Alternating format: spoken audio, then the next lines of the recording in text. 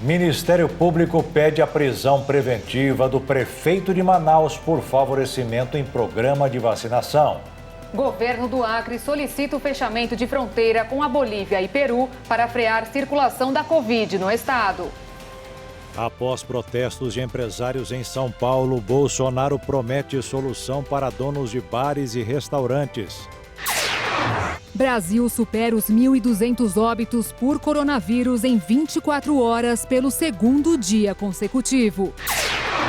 Para barrar a entrada de nova cepa, Portugal suspende voos com o Brasil. Joe Biden anuncia pacote ambiental a fim de limitar a extração de petróleo e gás em terras federais. Incêndio na Boate Kiss completa 8 anos sem julgamento dos réus. Curso de Educação Financeira é a nova aposta para treinar profissionais de diversas áreas. Agora no Jornal das 22.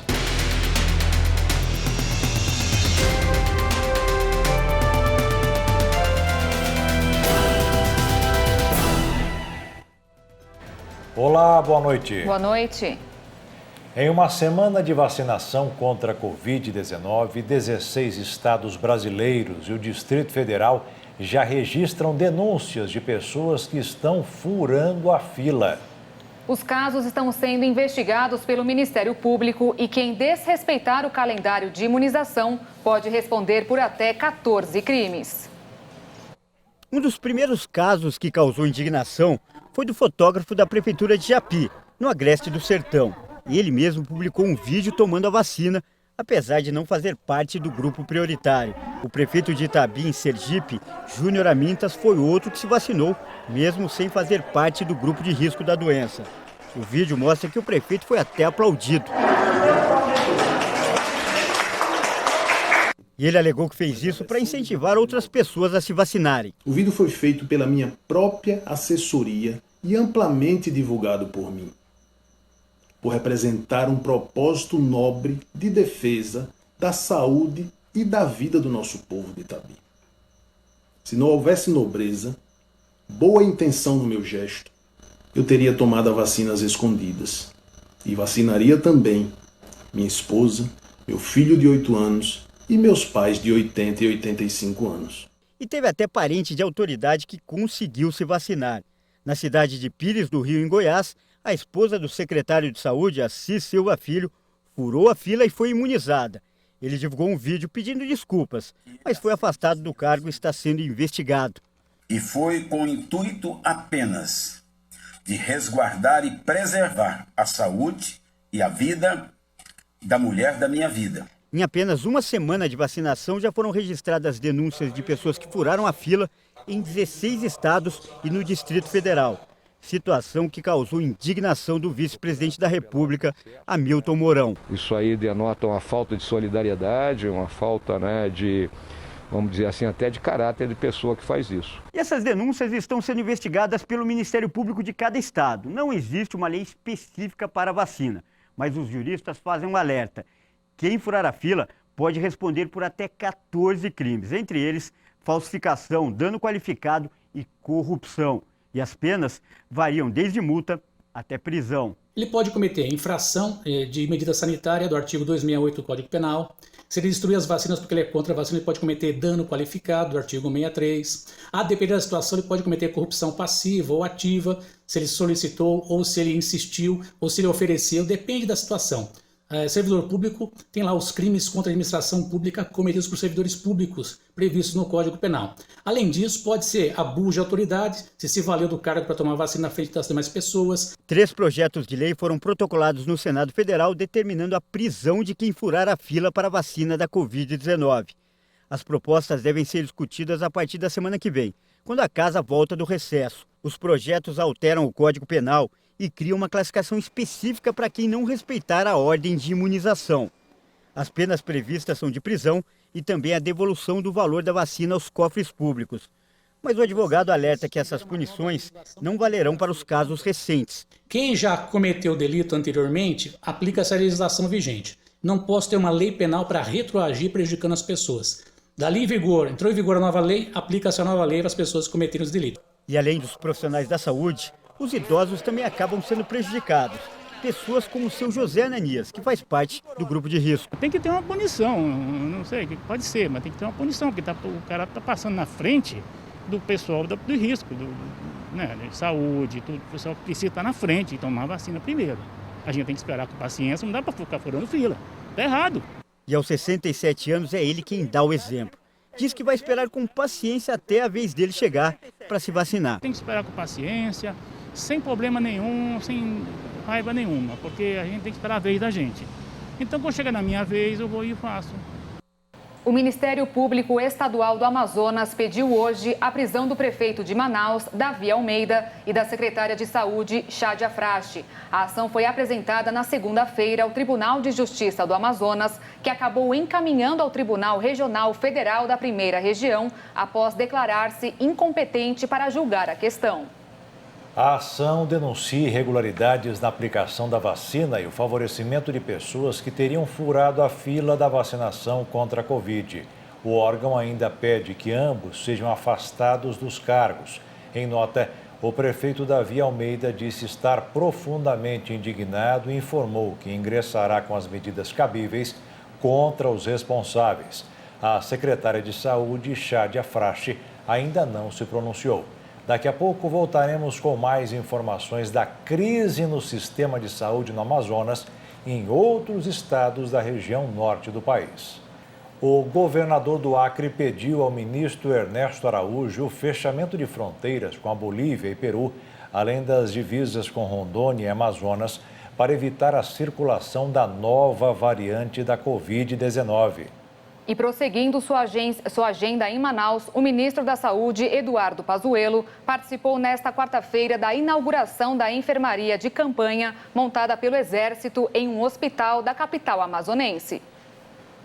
6 pacientes que deixaram Manaus para serem internados na Paraíba voltaram para casa curados da Covid-19. Eles fazem parte de um grupo de mais de 300 pessoas que, com o apoio do governo federal, já foram transferidas para outros estados, entre eles Rio Grande do Norte, Goiás e Distrito Federal. O governo também tem ampliado os leitos de internação e atendimento de pacientes com Covid no estado. Ao lado do ministro da Saúde, Eduardo Pazuello, o governador do estado, Wilson Lima, inaugurou a enfermaria de campanha montada pelo Exército no Hospital Delfim Aziz, em Manaus. O local recebe pacientes que estão na fase final do tratamento contra a Covid, uma estratégia para reduzir a pressão sobre o sistema hospitalar. Quando do início da pandemia, aqui funcionavam 132 leitos e hoje nós estamos funcionando com 384 leitos, sendo aí 150 leitos de UTI. Nós saímos de 50 para 150 leitos de UTI. E aí mais esses 57 leitos e com a possibilidade de ampliar ainda mais. Todas essas ações têm sido importantes para que a gente comece a desafogar a nossa rede, diminuir essa pressão que hoje tem sobre o sistema hospitalar. Outro reforço está chegando a Manaus pelos rios da Amazônia. Com o apoio da Marinha Brasileira, um navio atracou no Pará com um tanque de 54 toneladas para envasar oxigênio e levar até o Amazonas. O produto abastecerá hospitais do estado e a previsão é que ele chegue ao Amazonas na semana que vem. Recebemos a missão de transportar o mais rápido possível de Santos para Belém esta carga, devido à emergência que assola o povo amazonense. Éramos para chegar aqui dia 28 de janeiro e conseguimos chegar no dia 26 de janeiro, com antecedência de 2 dias. Eu tenho certeza que essa antecedência salvará muitas vidas, porque cada segundo é importante na vida de um brasileiro que precisa de oxigênio. O governador do Amazonas, Wilson Lima, disse que recebeu um estudo da Fiocruz que comprova que a nova variante do coronavírus é mais transmissível. Essa nova variante tem um poder muito grande de transmissibilidade. E isso pode ser a explicação do aumento tão repentino de casos. Hoje nós temos o triplo dos casos que eram registrados ali nos meses de abril e de maio, quando a gente havia tido aquela primeira situação difícil aqui no estado do Amazonas. E preocupado com a circulação dessa nova variante, o governador do Acre, Gladson Cameli, disse que pediu apoio ao governo federal para fechar as fronteiras com o Peru e com a Bolívia, além das divisas com os estados de Rondônia e Amazonas. O governador disse que conversou por telefone com o ministro das Relações Exteriores, Ernesto Araújo, e que o chefe do Itamaraty garantiu uma rápida resposta. Em Rondônia, mais 13 pacientes foram transferidos para hospitais de outros estados e o governador prorrogou o decreto que determina o fechamento de comércio das 8 da noite às 6 da manhã, além da venda de bebidas alcoólicas no período noturno. A medida vale para 29 dos 52 municípios do estado, incluindo a capital, Porto Velho. O martelo final é meu, como eu disse, eu que assumo a responsabilidade por fechar ou abrir. Alguns vão xingar, outros vão aplaudir. O governador também falou sobre a abertura da investigação do Ministério Público de Rondônia, que apura se houve fraude na divulgação dos dados de leitos de UTI. Isso daí foi uma afronta ao Estado, ao Executivo, não ao governador.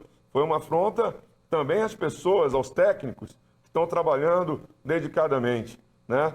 Eu acredito que provavelmente não foi por maldade, né? Como eu disse aqui, foi falta de conhecimento técnico. Nos outros estados da região norte, a situação está sendo acompanhada pelos governadores e parlamentares. O comitê da Covid-19 reuniu deputados e senadores numa conversa com diferentes lideranças sobre o enfrentamento da pandemia no Pará. Entre os presentes estava o presidente do Instituto Sociocultural Brasil-China, Thomas Low. O IBRA-China já ajudou o Amazonas com cilindros de oxigênio. Os parlamentares paraenses pontuaram questões de maior dificuldade, especialmente no que diz respeito à logística e distribuição de insumos na região. A gente está recebendo também alguns EPIs de cidades chinesas que estão me doando EPIs e faremos aí essa transferência imediata para o governo do Pará. Nós procuramos o Itamaraty e o Palácio do Planalto para saber se o fechamento da fronteira está sendo avaliado a pedido do estado do Acre, mas até o momento não obtivemos resposta. As prefeituras de São Paulo e Rio de Janeiro ampliaram a vacinação contra a Covid-19. Todos os funcionários que atuam em hospitais públicos e privados, que são referência no tratamento contra a doença em São Paulo, além dos funcionários de unidades básicas de saúde, vão ser vacinados. No Rio de Janeiro, até o dia 3 de fevereiro, profissionais de saúde com 60 anos ou mais que atuam nas redes pública e privada também devem receber as doses do imunizante contra o coronavírus. E agora vamos conferir o número parcial de brasileiros imunizados contra a Covid-19. Importante lembrar que, por enquanto, essa é a única maneira de voltarmos à normalidade. Por isso que a vacinação é tão importante. Nos primeiros 10 dias de vacinação, do dia 17 de janeiro até hoje, dia 27, o Brasil imunizou 1.248.297 pessoas, segundo informações coletadas com as secretarias de saúde dos estados e do Distrito Federal. Vamos torcer para que logo, logo, todo o Brasil esteja imunizado. A Associação Brasileira das Clínicas de Vacinas e a importadora Precisa Medicamentos fecharam acordo para a importação de 5 milhões de doses da vacina Covaxin da farmacêutica Bharat-BioNTech da Índia. As clínicas particulares envolvidas na negociação poderão adquirir o mínimo de 2.000 doses e o máximo de 400.000.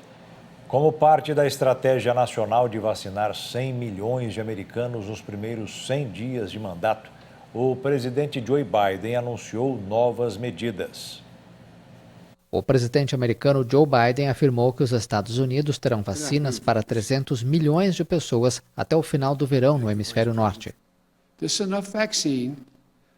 São vacinas suficientes para imunizar totalmente 300 milhões de americanos até o final do verão, início do outono. Olha, eu quero repetir, será o suficiente para vacinar 300 milhões de americanos para vencer esta pandemia. Metade das doses será comprada do laboratório Pfizer e outras 100 milhões de doses da Moderna, as duas empresas que tiveram seus imunizantes aprovados pelas autoridades de saúde até agora. Biden prometeu vacinar 100 milhões de pessoas apenas em seus primeiros 100 dias de mandato. E o clima esquentou entre a União Europeia e a AstraZeneca. A farmacêutica foi acusada de se retirar de negociações para tratar dos atrasos em entrega de vacinas. A empresa britânica rebateu as acusações. O laboratório e a União Europeia protagonizaram uma dura controvérsia depois do anúncio da AstraZeneca sobre os atrasos na entrega na Europa. A empresa atribui a situação a uma queda de rendimento em uma das unidades de produção na Bélgica, destinada ao abastecimento europeu. Na segunda-feira, uma funcionária de alto escalão da União Europeia anunciou que o laboratório havia proposto um cronograma de entrega inaceitável. O diretor da AstraZeneca afirmou que a farmacêutica não tem compromisso contratual com o bloco, mas que vai fazer o melhor que puder. Fontes europeias consultadas pela AFP questionaram essa versão e afirmaram que Bruxelas vai continuar a pedir que a empresa cumpra o contrato. No segundo semestre de 2021, o laboratório francês Sanofi vai fabricar a vacina contra a Covid-19 de suas concorrentes Pfizer e BioNTech. O laboratório Sanofi detalhou em um comunicado que vai assumir as últimas etapas de fabricação para fornecer à União Europeia mais de 125 milhões de doses da vacina contra a Covid-19. Foi um pedido do governo francês para que a Sanofi estudasse a possibilidade de disponibilizar suas cadeias industriais para aumentar a produção das vacinas já existentes. Ao mesmo tempo que irá auxiliar na fabricação da vacina das concorrentes, a empresa Sanofi continua a trabalhar em 2 imunizantes para reforçar a luta contra a pandemia. O seu principal projeto foi adiado para que melhore a eficácia do imunizante em pessoas mais velhas. Portanto, uma nova vacina da Sanofi deve ficar pronta apenas no final do ano. E a seguir, os bastidores da eleição para a presidência da Câmara. E também, após protestos em São Paulo, Bolsonaro promete solução para donos de bares e restaurantes.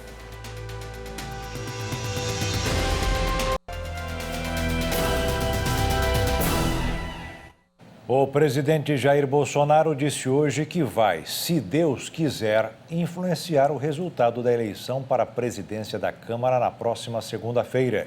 O presidente recebeu parlamentares do PSL para um café da manhã no Palácio do Planalto. Com a segunda maior bancada da Câmara, com 52 cadeiras, o PSL anunciou em dezembro que iria apoiar o candidato Baleia Rossi do MDB.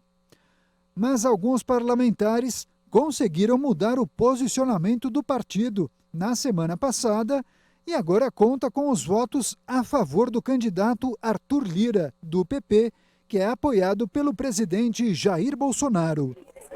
Vamos fazer uma reunião aí. E vamos, se Deus quiser, participar, influir na presidência da Câmara, com esse parlamentar, de modo que possamos ter um relacionamento pacífico e produtivo para o nosso Brasil. Nesta quarta-feira também, o presidente Bolsonaro prometeu aos representantes de bares e restaurantes de São Paulo responderem no máximo 15 dias o novo pedido de ajuda ao setor. Trabalhadores de bares e restaurantes fizeram um protesto hoje em São Paulo, onde estão em vigor regras mais duras da quarentena. De segunda a sexta, todos têm que parar às 8 da noite. E aos sábados e domingos, nada funciona o dia inteiro. Os donos dos estabelecimentos querem que seja adiado o pagamento de dívidas e que volte a vigorar a regra que permite a redução da jornada de trabalho e de salários.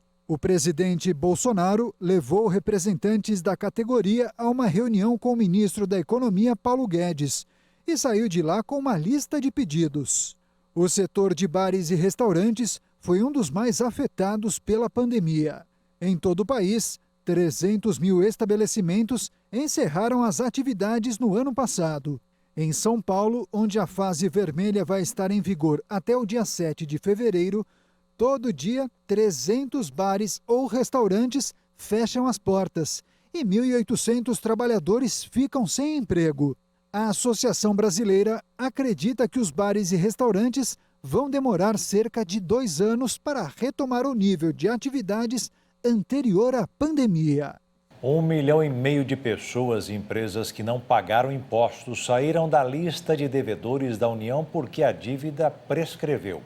A relação encolheu depois que a Fazenda Nacional fez uma conferência dos dados e percebeu que os processos referentes a 21 bilhões e meio de reais ultrapassaram o prazo inicial de 5 anos, além de eventuais prorrogações.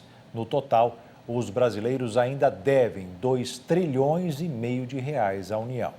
O investimento estrangeiro no Brasil caiu 50%, acompanhando o tombo na economia mundial provocado pela pandemia. O Banco Central informou hoje que no ano passado o volume de recursos do exterior que ingressaram no país foi de pouco mais de 34 bilhões de dólares. Foi o valor mais baixo dos últimos 11 anos. E apesar da queda, o dinheiro foi suficiente para cobrir o rombo das contas externas.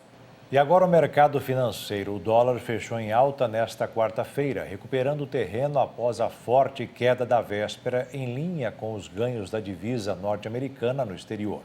Nesta sessão, os investidores continuaram acompanhando com cautela a situação fiscal, sanitária e política do Brasil.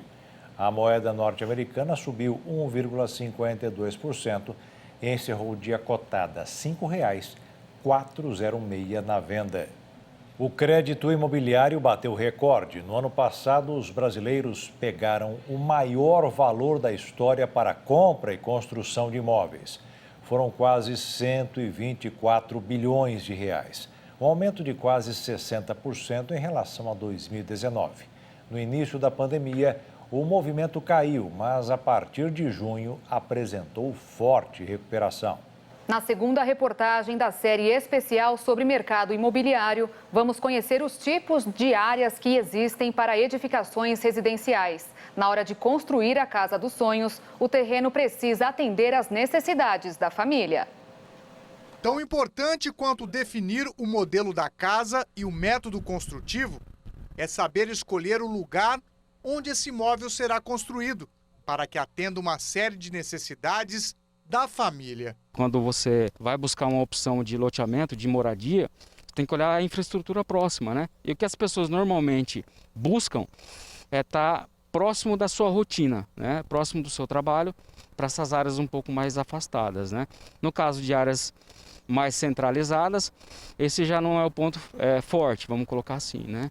Esse empresário do ramo imobiliário diz que a cada ano que passa, fica mais fácil comprar um terreno ou até mesmo um lote já com a moradia. A gente tem hoje dois modelos, dois padrões aí, né? De incorporadoras e construtoras que fazem loteamento, né? Que flexibilizam essa aquisição só do lote. E hoje está tendo uma busca de incorporadoras de fora para edificar casas. Incorporadoras viram essa tendência do mercado local e estão investindo bastante na casa pronta já. Então, são esses dois modelos, né? E sim, é flexibilizado, assim, com uma pequena correção, com juro pequeno, né? Para que as pessoas possam adquirir em longas parcelas, né? Pelas incorporadoras. Existe também quem busca terrenos maiores e mais afastados da área central da cidade. Quem busca o sossego do campo sem precisar sair da cidade, as áreas de expansão rural, conhecidas como sitiocas, são uma boa opção. Além de serem mais baratas que os terrenos, oferece mais espaço e boa valorização. Foi o que fez seu Elias, que é mecânico. Ele trocou a agitação do bairro que morava pelo sossego das sitiocas Campina Verde. Já fui criado na roça, cresci na roça e depois eu entrei na área da mecânica, criei meus filhos na mecânica, né? Agora eu cheguei numa idade, né, que não estou aguentando mais o serviço pesado da mecânica, passei para os filhos e então eu resolvi comprar uma sitioquinha para ficar mais tranquilo, ficar mais à vontade, já que estão todos criados. Uma espécie de um sítio aqui, né? Tá certo que é num bairro, mas tem o mesmo sabor de um sítio. E a gente planta aí uma mandioquinha, planta uma verdura, planta uma cana, enfim, planta umas frutas. Eu gosto muito de mexer com terra, eu me dou bem, eu sinto harmonia com a natureza. A esposa dele também gostou da ideia. Diz que o novo lar a fez voltar aos tempos de criança. O que ela mais gosta no lugar são as plantinhas que cultiva e a tranquilidade. Sossego, é bem sossegado, né? À noite é tudo silêncio, os vizinhos, pessoa boa também, né? É bem gostoso aqui, eu gosto aqui. Trabalhei muito na roça, colhendo algodão, arrancando feijão, amendoim. Ixi, eu trabalhei muito. Além dos loteamentos espalhados por todas as regiões da cidade, Os condomínios fechados de alto padrão também crescem em ritmo acelerado. Vitor Messias, que é sócio de uma grande incorporadora, diz que a procura só aumenta e que essa é a nova tendência do mercado. Pessoas procuram espaços com segurança, que os filhos possam crescer brincando na rua, que ele tenha um espaço gourmet, uma piscina, uma brinquedoteca, uma quadra de tênis ou campo de futebol, para poder viver o seu tempo de lazer com a família ali perto de casa. Então é por isso que essa estrutura ela tem dado tão certo, o Brasil afora, e Dourados não pode ser diferente disso. É uma tendência que cada vez vai aumentar. Essa psicóloga trocou o apartamento por um condomínio fechado, porque queria dar aos filhos a mesma qualidade de vida que teve na infância. Eu me sinto muito mais segura aqui, tanto para deixar meus filhos, para sair de viagem, né? É a mesma sensação que eu tinha morando no apartamento, só que, lógico, com todo o espaço de morar numa casa, né? De permitir que meus filhos possam brincar na rua, sem muito trânsito, né? Parece que eu resgatei aquelas minhas brincadeiras da minha infância. Tem vizinhos da mesma idade deles, isso é muito bom. Seja num condomínio fechado pela segurança, num terreno perto do trabalho e da escola dos filhos, ou numa sitioca tranquila, o importante é escolher um lugar que te faça feliz e atenda às necessidades da família. E veja a seguir: para barrar os avanços da Covid, Portugal suspende voos com o Brasil. E ainda, Joe Biden anuncia pacote ambiental a fim de limitar a extração de petróleo e gás em terras federais.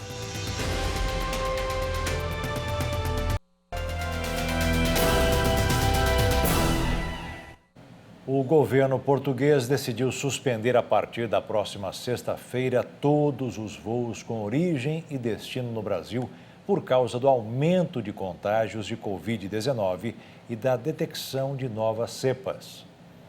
O governo português decidiu suspender a partir da próxima sexta-feira todos os voos com origem e destino no Brasil por causa do aumento de contágios de Covid-19 e da detecção de novas cepas. A medida vale até 14 de fevereiro e inclui voos comerciais ou privados de todas as companhias aéreas. Apenas os cidadãos da União Europeia e os residentes poderão continuar viajando entre o Brasil e Portugal, desde que apresentem teste PCR negativo feito pelo menos 72 horas antes. A Turquia, o Marrocos e o Peru estão na lista de países que também tomaram essa decisão. Com 293 óbitos em 24 horas, Portugal bateu um novo recorde diário de óbitos por Covid-19 desde o início da pandemia, que deixou 11 mil mortos no país. Os cerca de 10 milhões de portugueses estão submetidos a um segundo confinamento desde 15 de janeiro, com o objetivo de frear a explosão de casos do novo coronavírus. Os efeitos da pandemia no setor de turismo, com fechamento de fronteiras e alta do dólar, levou os brasileiros a gastar 69,3% menos com viagens internacionais em 2020, na comparação com o ano anterior.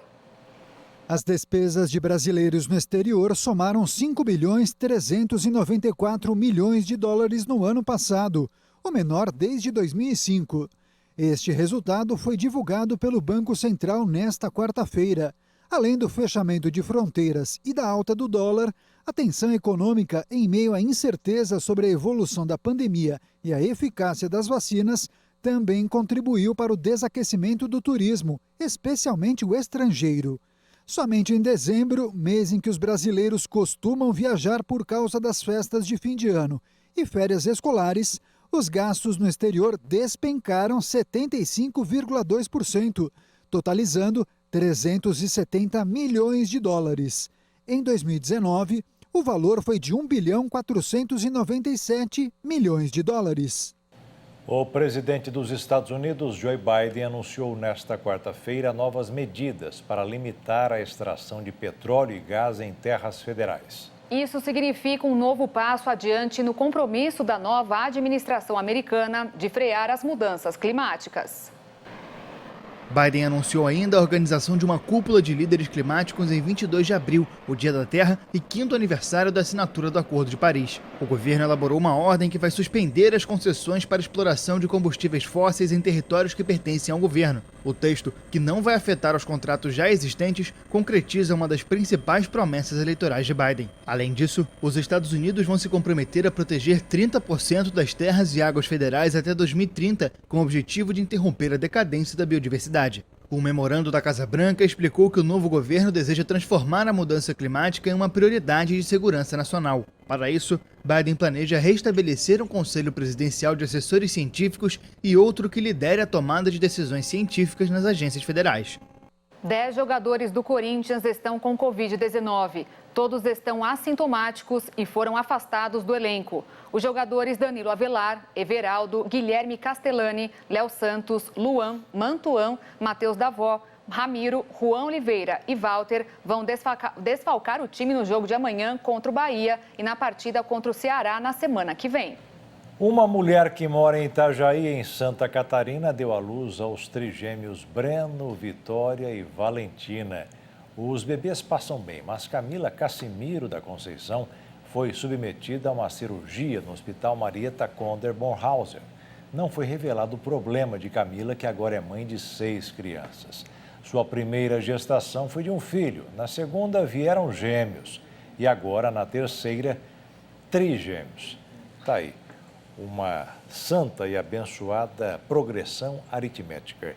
E você não pode perder daqui a pouco informações importantes da live do Missionário Soares. E veja também, incêndio na Boate Kiss completa 8 anos sem julgamento dos réus.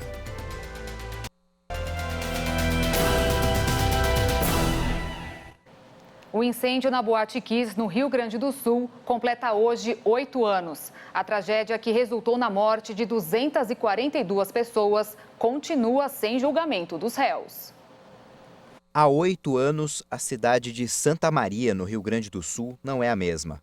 O incêndio na Boate Kiss marcou muito a vida dos moradores da cidade e comoveu todo o país. A tragédia, que aconteceu na madrugada de 27 de janeiro de 2013, matou 242 jovens, a maioria universitários, e ainda deixou 680 feridos. As vítimas foram asfixiadas pela fumaça tóxica liberada pelo fogo que consumia a espuma de isolamento acústico do local, após um integrante da banda acender um sinalizador de uso externo. Além disso, a discoteca não contava com saídas de emergência adequadas e os extintores eram insuficientes. Apesar da gravidade do caso e do sofrimento causado a tantos familiares das vítimas, a justiça ainda não foi feita. 4 réus aguardam o júri popular, que não tem data para acontecer.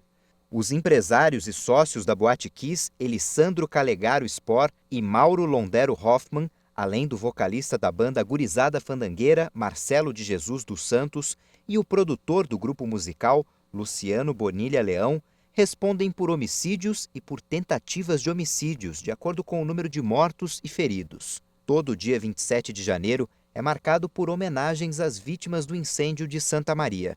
Este ano, por causa da pandemia, as homenagens devem acontecer de forma virtual.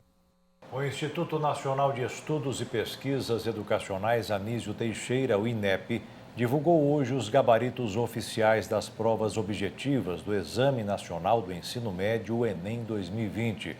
Os participantes poderão conferir as respostas corretas do exame no site do INEP e no aplicativo do Enem. Depois de uma pesquisa interna entre os funcionários, um cartório de Campo Grande, no Mato Grosso do Sul, decidiu oferecer um curso de como adotar a educação financeira e começar a poupar. Acompanhe.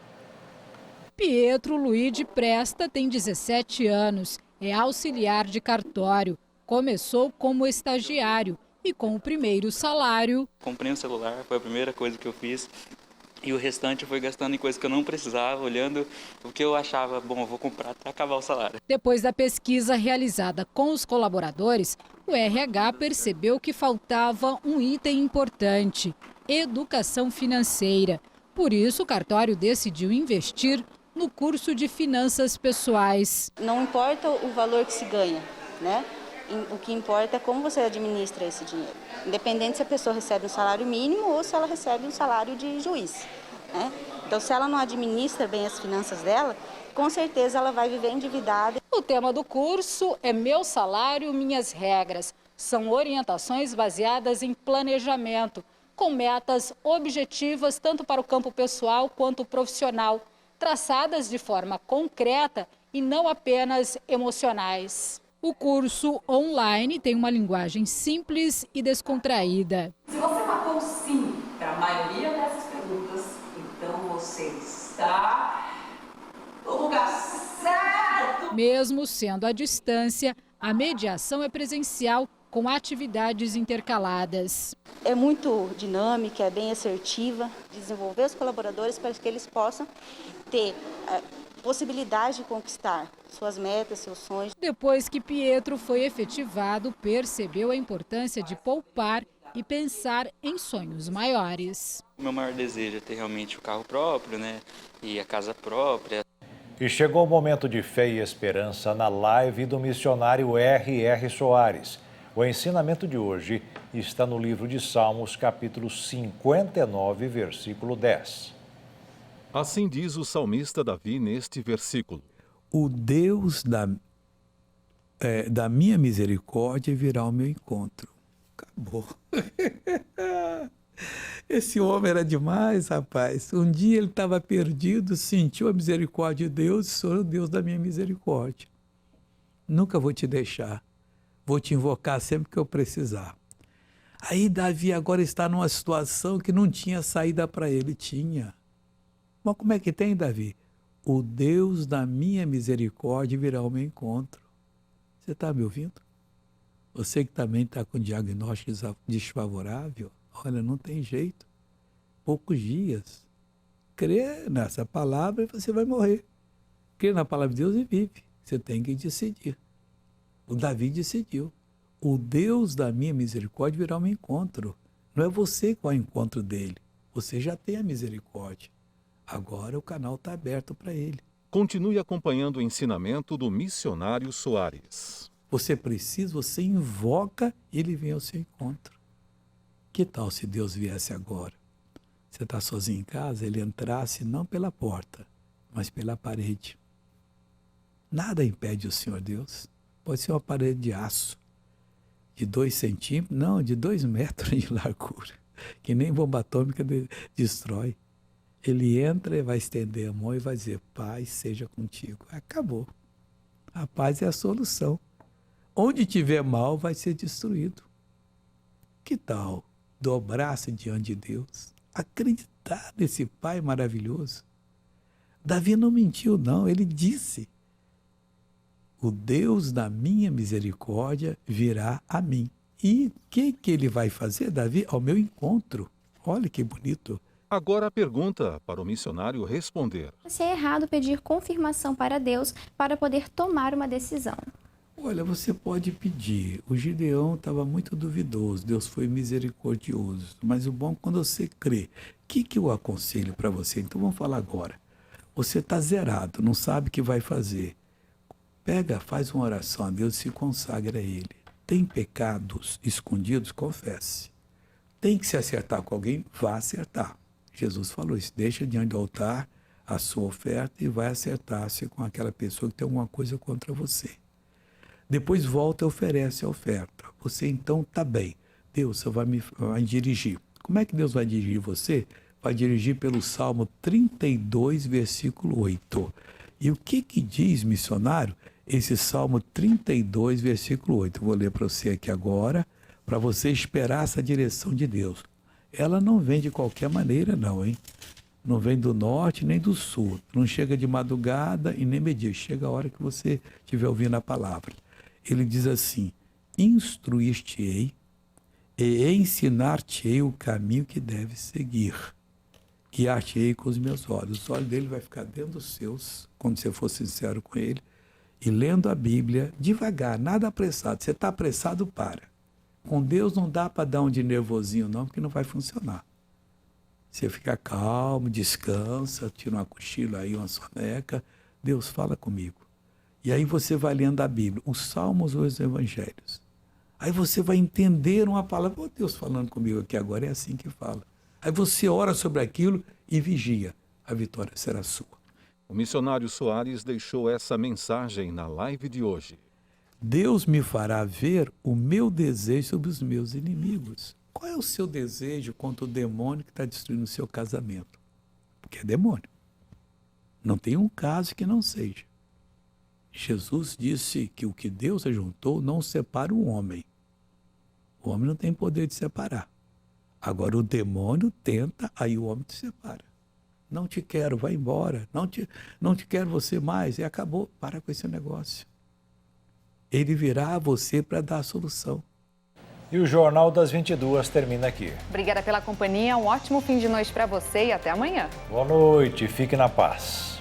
Tchau.